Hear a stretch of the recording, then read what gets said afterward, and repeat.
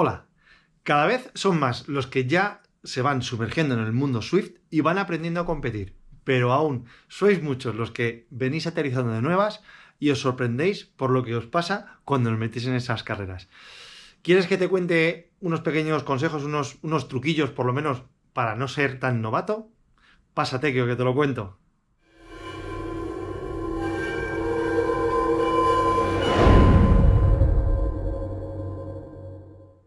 Hola, muy buenas, frikis de la bici. Bueno, soy Rubén Fernández y como siempre, antes de nada, recordarte, si te gustan mis vídeos y no te quieres perder ninguno, suscríbete al canal y dale a la campanita, que YouTube, bueno, algunas veces te avisará.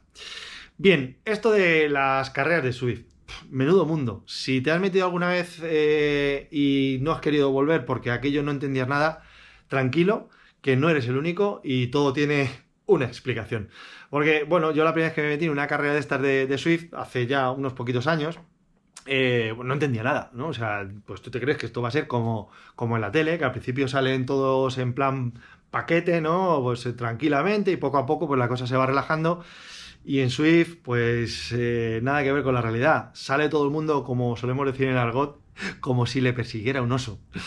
Entonces, bueno, con este vídeo quiero contaros, yo que además compito habitualmente en ligas como la CTRL, bueno, pues una serie de trucos o de cosas que es importante tener en cuenta y revisar antes de meterse en una carrera para, bueno, pues para desempeñar el mejor papel posible. Si puede ganar, perfecto, pero bueno, depende mucho del estado de forma de cada cual, de su nivel y de las ganas y pretensiones que tengamos cada uno.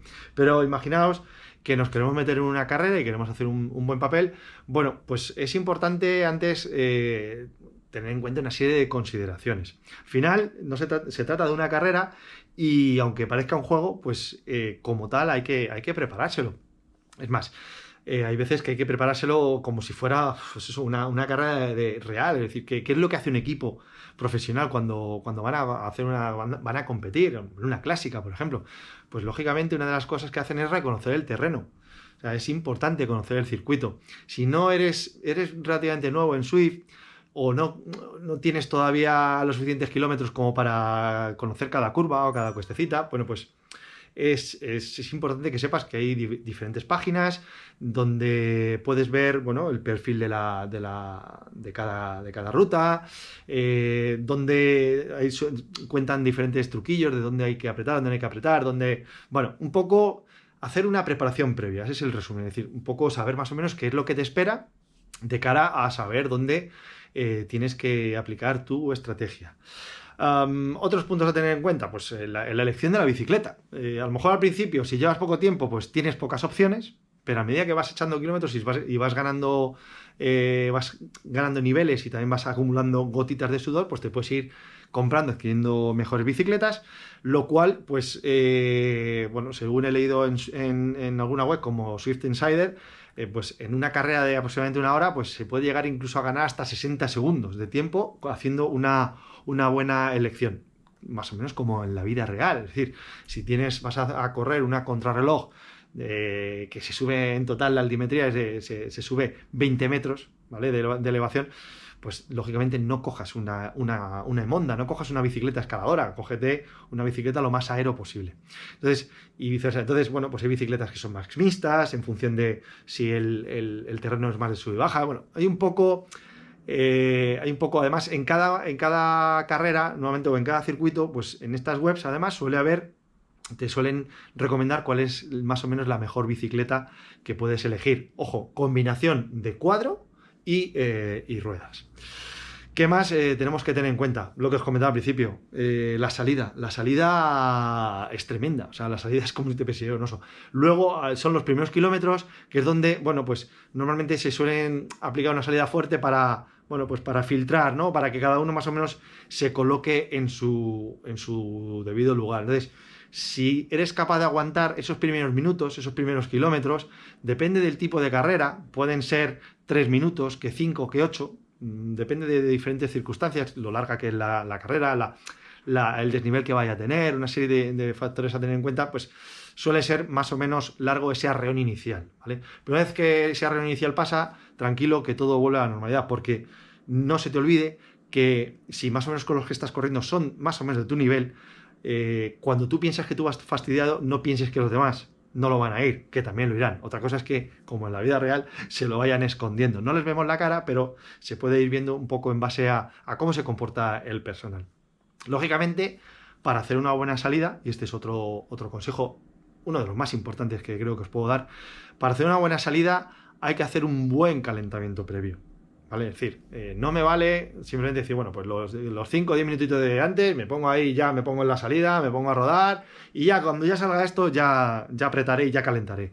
Pues caso error, porque posiblemente si no hacemos un buen calentamiento previo no aguantaremos el arreón de salida o lo aguantaremos a duras penas y luego el problema es que lo pagaremos caro, porque cuando baje ese nivel del arreón inicial pero empiecen a venir alguna cuesta fuerte, algún porte de más, pues posiblemente...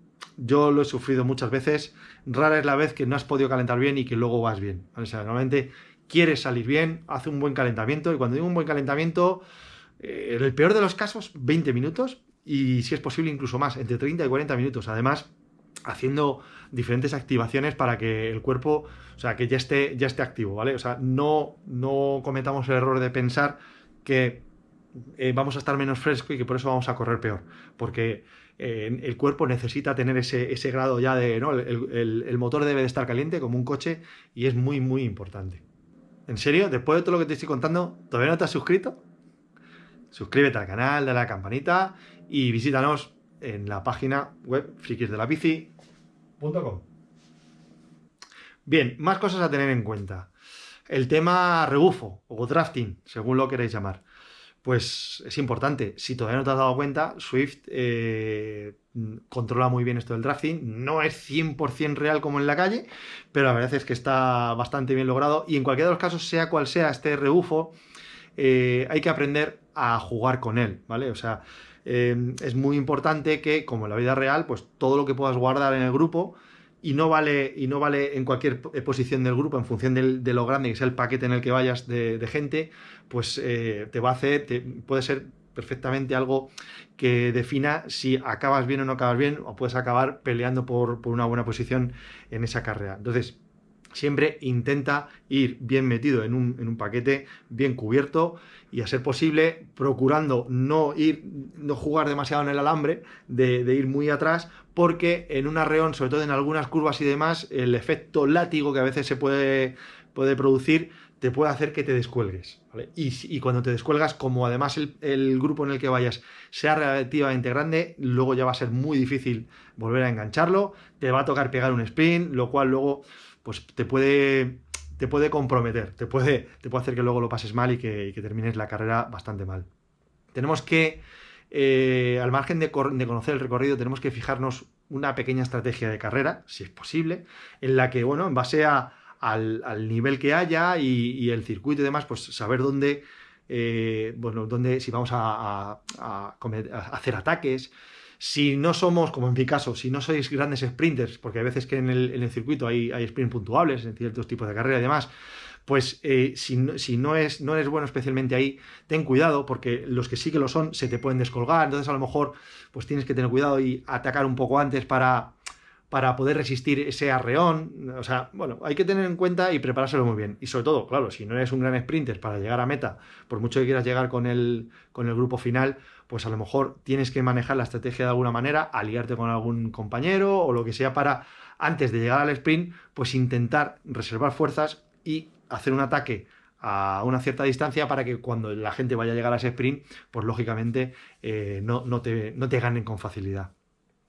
Un error que solemos cometer mucho, sobre todo los que somos más novatos, y es que cuando vamos en mitad de carrera, una carrera que es relativamente, bueno, corta, a veces no tan corta, pues podemos tener la tentación de dar un ataque y, como en la televisión, ¿no?, salir a hacer una escapada tremenda. Bueno, cuidado con esto, porque normalmente tiene que haber una diferencia importante de nivel para que esto se pueda abordar, ese proyecto o esa empresa pueda tener éxito en Swift, porque normalmente, insisto, igual que en la vida real, un buen pelotón, lo más normal es que te termine de nuevo aspirando. O sea que ten mucho cuidado cuando lanzas esos ataques, tienes que estar muy bien preparado y muy seguro de lo que haces. Lógicamente, no es lo mismo la estrategia en una carrera corta de entre 35 y 50, 60 minutos que si nos metemos en una carrera de media a larga distancia, pues ahí de 90, 100, 120 kilómetros. La estrategia a tener en cuenta es muy, muy diferente.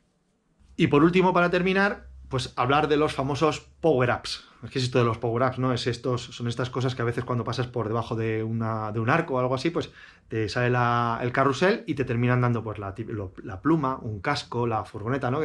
Para que cada uno pues tiene sus características a la hora de usarlo y suele durar unos pocos segundos. Pues es bastante importante. Esos power-ups pueden marcar, y de hecho lo marcan muchas veces el devenir de una carrera, bien utilizados, bien empleados en el momento oportuno, pues y de manera muy estratégica, pues te pueden hacer perfectamente o bien no perder un grupo de cabeza, ganar una carrera, bueno, o sufrir menos. O sea que, ojo, si no conoces esto de los power-ups, estúdiatelos primero, o sea, muchas veces antes de las carreras, en función del tipo de carrera, incluso se suele publicar qué tipo de power-ups se van a utilizar, pero en cualquiera de los casos, por lo menos, tener en cuenta, oye, si me toca una pluma, ¿qué es esto de la pluma y en qué momento lo puedo utilizar? Si lo combinas con el conocimiento del terreno, lógicamente sabrás en cada momento dónde tienes que tirar debidamente un power-up. ¿Que no conoces el terreno? Pues más o menos cuando tengas esa pluma, si llegas a un momento en el que vas en un pelotón con 20 o 30 y ves que todo el mundo empieza a tirar plumas, pues lógicamente, donde fueres, haz lo que vieres. Cópialo. Y bueno, hasta aquí el vídeo de hoy. Espero que te sirva de utilidad y que bueno, que cuando vayas a con una carrera, pues que la disfrutes más. Porque de verdad, el mundo de las carreras de Swift, bueno, pues bien corrido o bien hecho, pues puede dar mucho de sí y te lo puedes pasar muy, pero que muy bien. Sobre todo, te vas a poner fuerte como el vinagre. Así pues, como siempre, si te gustan estos vídeos, suscríbete al canal, le das a la campanita y nada, por aquí seguiremos. Un abrazo.